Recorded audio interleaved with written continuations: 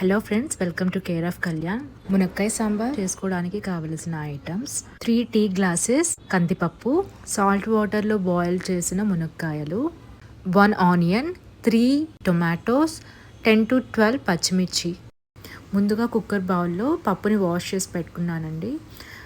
Tomatoes, పచ్చిమిర్చి and ఆనియన్స్ని ఇలా కట్ చేసి పెట్టుకున్నాను. అందులో ఈ పీసెస్ మునిగేంత వరకు వాటర్ తీసుకున్నాను. చిన్న నిమ్మకాయ సైజ్ చింతపండు తీసుకున్నాను. చిటికెడు పసుపు వేసుకున్నాను. ఇప్పుడు కుక్కర్ మూత పెట్టేసి 5 to 6 విజిల్స్ వచ్చేంత వరకు వెయిట్ చేశాను. పప్పు బాగా ఉడికిన తర్వాత తగినంత రాక్ సాల్ట్ ఆర్ కల్లుప్పుని యాడ్ చేసుకున్నాను. ఇలా మెత్తగా వచ్చేలాగా ముద్దకంతో ఇలాగా బాగా కలుపుకున్నాను. ఈ బౌల్ నిండుగా వాటర్ తీసుకున్నా అండి. ఇలాగ మిక్స్ చేసుకున్నాను.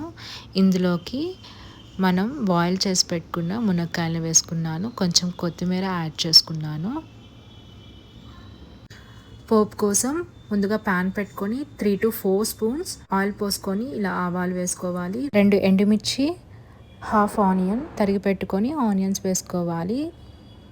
3 నుంచి 4 రెబ్బల కరివేపాకుని యాడ్ చేసుకోవాలి. సో ఇలాగ పోపు రెడీ అయిపోయింది కదా, దీన్ని సాంబార్లోకి యాడ్ చేసుకోవాలి. ఈ విధంగా యాడ్ చేసుకొని బాగా మిక్స్ చేసుకోవాలి. సో మిక్స్ చేసుకున్న తర్వాత మనము ఒక 5 to 10 minutes బాగా పొంగే వరకు మీడియం ఫ్లేమ్లో స్టవ్ మీద పెట్టాలి. ఇంతే అండి, వేడి వేడి మునక్కాయ సాంబార్ రెడీ అయిపోయింది. ఈ వీడియో మీకు నచ్చినట్లయితే లైక్ చేయండి, షేర్ చేయండి అండ్ సబ్స్క్రైబ్ చేయండి. Thank you.